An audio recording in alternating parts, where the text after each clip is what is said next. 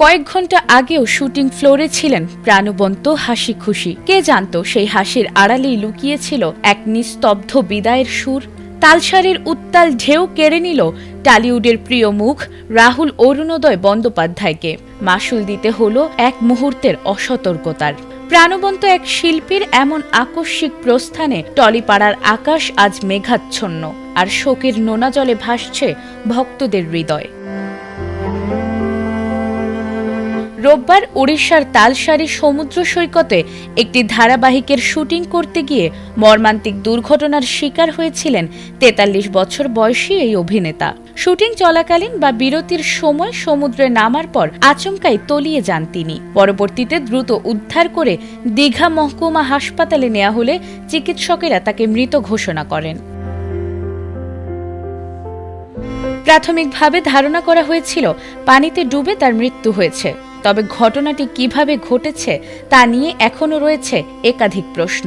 তিনি কি শুটিংয়ের প্রয়োজনে পানিতে নেমেছিলেন নাকি ব্যক্তিগত মুহূর্তে, তা এখনও স্পষ্ট নয়। প্রাথমিক ময়নাতদন্তে চিকিৎসকরা জানিয়েছেন প্রায় ১ ঘন্টার মতো পানির নিচে ছিলেন রাহুল বন্দ্যোপাধ্যায়, আর সেই কারণেই তার শ্বাসনালী ও পাকস্থলীতে ঢুকে পড়ে বিপুল পরিমাণ নোনা পানি এবং বালি। আর দীর্ঘ সময় পরও রাহুলকে উদ্ধার না করায় পরিস্থিতি আরও জটিল করে তোলে, যা শেষ পর্যন্ত অভিনেতার মৃত্যুর কারণ হয়ে দাঁড়ায়। এদিকে সোশ্যাল মিডিয়ায় ছড়িয়ে পড়েছে তার ছেলে সহজের উদ্দেশ্যে লেখা এক আবেগঘন চিঠি। সেখানে তিনি তার জীবনের সংগ্রাম, ভালোবাসা আর মূল্যবোধের কথা তুলে ধরেছিলেন। আর এই চিঠিতে ব্যক্তি জীবনে অভিনেত্রী প্রিয়াঙ্কা সরকারের সঙ্গে তার সম্পর্ক ও পরিবারও ছিল আলোচনায়। ওপার বাংলার জনপ্রিয় সিনেমা চিরদিনই তুমি যে আমার ছবির মাধ্যমে দর্শকের মনে জায়গা করে নিয়েছিলেন রাহুল। তবে ছোট পর্দা, বড় পর্দা ও ওটিটিতেও সমানভাবে জনপ্রিয় ছিলেন তিনি। অসংখ্য কাজের মাধ্যমে এবং দক্ষতায় তিনি গড়ে তুলেছিলেন নিজস্ব পরিচয়।